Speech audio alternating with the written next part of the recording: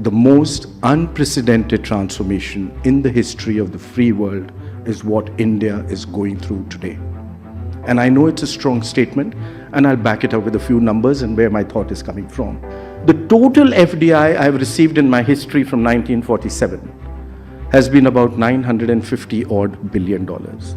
532 of them has come in the past 90 months. Let me tell you more. It's come from 162 countries. It's a global record.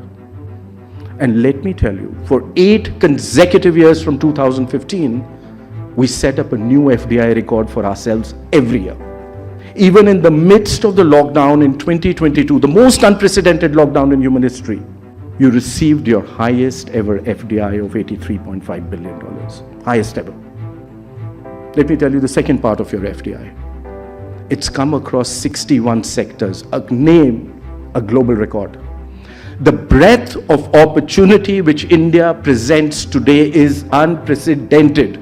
No other country in the world has got an FDI across 61 sectors, and that number is increasing. Remember I told you the most unprecedented transformation? It's just started. And let me tell you the third part to that. To me, which is the most gratifying. It's come in 31 states and union territories of India. The new engine of India, the new growth of India is bottom up. The new growth of India is not just the 7 big cities of this country, but every small little town, which for the first time in my history is a part of my entire growth process. Let me take you to a top block to that. I'm at GDP today of 3.5 trillion. The first trillion took me 67 years. The second trillion took me 8 years. The third trillion took me 5 years.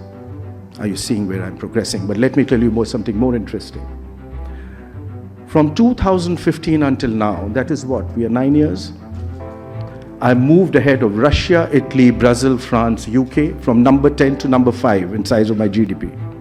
I'm knocking at Germany. By the end of this year or early next year, I become number 4.